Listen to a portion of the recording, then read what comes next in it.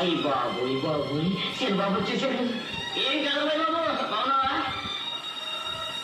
ఏంటి బాబు చెప్పకుండా కారులో వచ్చేసావు? బాబు నువ్వు వస్తావు నాకు తెలుసు బాబు, అందుకే పూలన్నీ కట్టించాను బాబు. తీసు బాబు. పూలు చాలా బాగున్నాయి సింహాచలం బాబాయ్. ఏంటి బాబు సింహాచలం కొట్లో పూలు బాగుంటాయి, ఎవరి కొట్లు బాగుంటాయి బాబు?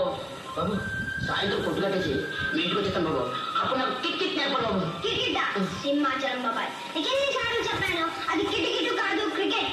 ఏదేను ఆ మాట బాగున్నాను బాబు, అంత ఎలా బాగుంది బాబు నీకు.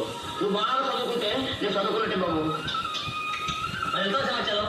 అలాగే బాబు, టాటా. టాటా బాబు, టాటా.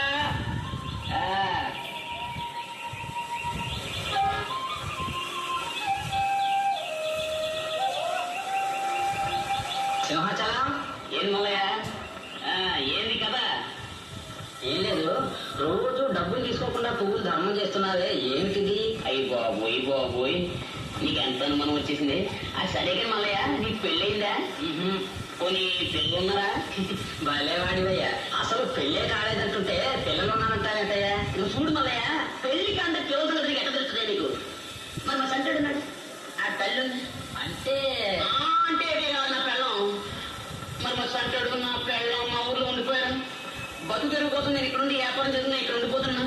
చూడు మల్లయ్య, ఈ పువ్వులు ఆ శనిబాబు ఇస్తే ఆ శనిబాబు అలా తీసుకెళ్లి మరియమ్మ కాలు దగ్గర పెడతాడయ్యా. అప్పుడు మరియమ్మ పిల్లలు పువ్వులు చల్లగా ఉండాలి బాబు అని దీవిస్తుందయ్యా. అది అదే సంగతి. మరి చెప్పవే? ఇప్పుడు చెప్పాను కదయ్యా. సరే సరే, బలేంటాడు నువ్వు. నువ్వు వ్యాపారం చేస్తావు, నన్ను వ్యాపారం చేస్తున్నావు.